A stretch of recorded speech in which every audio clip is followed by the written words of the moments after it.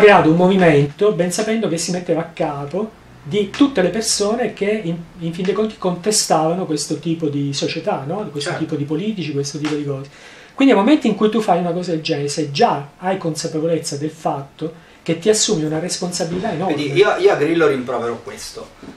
Il fatto che una volta che ha un partito politico parla, sì, perché non è che posso dire non ha mai parlato di questi temi, ma siccome quello è il primo problema, cioè la punta dell'iceberg, è quello che veramente a cui tutto il resto si riconduce, perché quello è il punto principale per uscire dalla crisi, lo porta in piano subordinato rispetto a corruzione, spesa pubblica o evasione fiscale, che invece nulla hanno a che vedere con tutto questo, fa purtroppo pensare male, perché fosse di nuovo una persona che prima non lo sapeva, puoi dire, cavolo, fa il comico, può anche non sapere certe cose, quindi mi fa piacere che ne parla, magari non ha molto chiaro alcuni passaggi, e invece nel momento in cui sai che ne parlava e già allora diceva che era il vero problema, insomma fa un po' effetto. A me è rimasta impressa la sua intervista porta a porta, dove prima delle elezioni europee ha parlato di evasione, tagli alla spesa pubblica, cioè tutte cose che ovviamente aumenterebbero la recessione. Lotti all'evasione in deflazione, ovviamente peggiori la situazione economica, perché ovviamente riduci ancora di più la moneta circolante. Tagli la spesa di €1, avrai un calo del PIL almeno di 3 o 4 secondo il moltiplicatore monetario. Quindi ovviamente più tagli, essendo poi il debito un credito chiaramente per un corrispondente privato, meno soldi ci sono. Tra l'altro in deflazione sarebbe evidente che lo Stato deve immettere moneta nel sistema, quindi non c'è più neanche lo spauracchio delle spinte inflazionistiche, perché avessi l'inflazione al 6% e ti dico buttiamo, inondiamo il sistema di moneta, dico qualcuno potrebbe dire che cavolo fai, potrebbe anche avere senso, ma in deflazione mi vuoi riportare l'inflazione basta a un livello normale?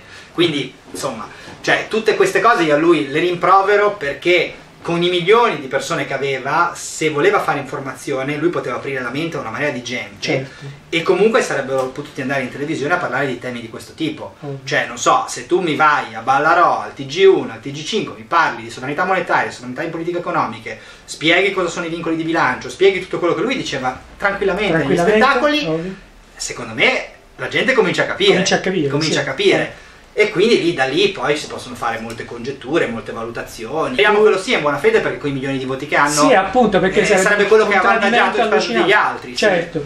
E a proposito di congetture, allora io ti voglio riportare un pochino indietro al momento della rielezione di Napolitano.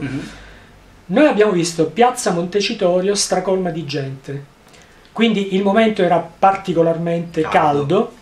C'era della polizia, ma sicuramente non sarebbe riuscita a contenere, non era in grado. Si porta avanti il discorso del Movimento 5 Stelle con Rodotà.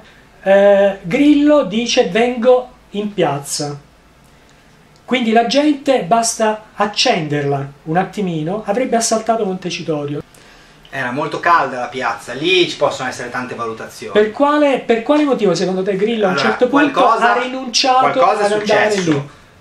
A volerla guardare nel modo meno diciamo complottista possibile, poteva essere semplicemente la comprensione che si poteva rischiare una deriva violenta, cosa che sono d'accordo anch'io, non è giusto. Io però dall'altro lato dico invece, sempre con la non violenza, in una situazione di così forte illegalità, dove non c'è uno scioglimento delle Camere, dove c'è una situazione di legittimità diffusa, dove ci sono cessioni di sovranità in violazione della Costituzione, calpestare i diritti, calpestare il diritto al lavoro, calpestare le fondamenta della nostra Repubblica, si poteva entrare tranquillamente in maniera pacifica. Si poteva pacificamente fermarsi sotto ovviamente le istituzioni a dire signori miei, quando dite libere elezioni noi ce ne andiamo, senza usare nessun tipo di violenza, semplicemente esercitando quello che è il diritto costituzionalmente riconosciuto della difesa della Costituzione stessa, che compete ovviamente anche alle forze dell'ordine.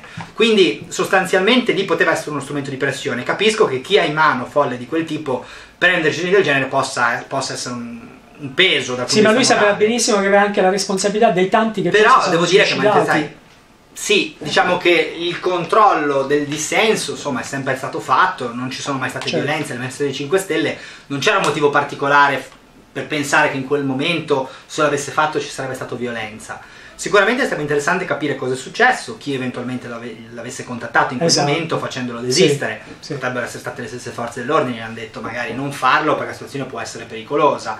non se l'è sentita, questo secondo la visione ovviamente bonaria, certo, che spera e si augura certo, che sia in buona che fede, sia così, certo. Oppure ovviamente secondo la visione invece opposta, cioè che quello che vede il suo movimento come una cattura di dissenso per ricondurlo ovviamente per contenerlo e portarlo certo. fuori strada, sì, esatto, fuori sì. strada mentre loro Sì. continuano lo smantellamento della democrazia, una precisa strategia. Io ripeto, soltanto parlando con lui, avendo la possibilità di stare dentro, potrei capirlo, perché così è difficile. Il dubbio potrebbe ritornare in questa seconda fase. Allora, noi abbiamo Circo Massimo, pochi giorni fa, Sì. il 10. Abbiamo una platea enorme, perché a quel che abbiamo visto molti del movimento sono andati. Majorano, che io ritorno sempre su quel punto, Majorano ha in mano una documentazione incredibile, documentazione consegnata alla magistratura, alla procura, a tutti i vari stati, c'è Taormina di mezzo che lo sta difendendo e tutto il resto. Majorano chiede di parlare, Majorano è l'unico in questo momento, a quel che mi risulta, che ha in mano la chiave per poter aprire lo sportello Renzi. Tu hai questa opportunità nei confronti del popolo italiano, ok, di far vedere chi è effettivamente Renzi. Sì, Togli di mezzo Majorano, non lo chiami neanche, non lo calcoli neppure, Renzi... e mi metti sul palco 2 cantanti e mi fai un'uscita, perché questa è secondo me la cosa più grave e sulla quale bisogna riflettere. Vogliamo assaltare il Parlamento? No, non lo assaltiamo, noi siamo gandhiani. Cioè, questa frase mi è rimasta un po' indigesta, diciamo, non che io sia un violento che voglio assaltare magari cose, però è una parola forte, perché magari assaltare nel senso comunità è violento. Andare una cosa andare sotto, una cosa andare sotto il Parlamento e chiedere legittimamente certo. le dimissioni di chi, ripeto, sta violando la legge, certo. perché se non stessero violando la legge non si proporrebbe il problema. Certo. Nel momento in cui c'è però un tradimento completo della Costituzione, del suo modello, delle cessioni di sovranità, certo. del modello economico, della stessa Repubblica fondata sul lavoro, c'è un tradimento completo dell'aspetto giuridico fondamentale di una nazione, uno smantellamento della personalità è un sacrosanto diritto e dovere certo. costituzionale del popolo opporsi a questa situazione. Certo, tutti vogliono guarda, io ho una posizione invocato... pacifica, chiaramente, certo. però effettivamente io credo che in questo momento portare milioni di persone lì e chiedere legittimamente le dimissioni di chi sta stracciando la Costituzione, certo. rientri non solo nella legittimità ma anche in un atto doveroso per chi ha una forza politica così importante. Anche appoggiato, perché io vado sempre su questo.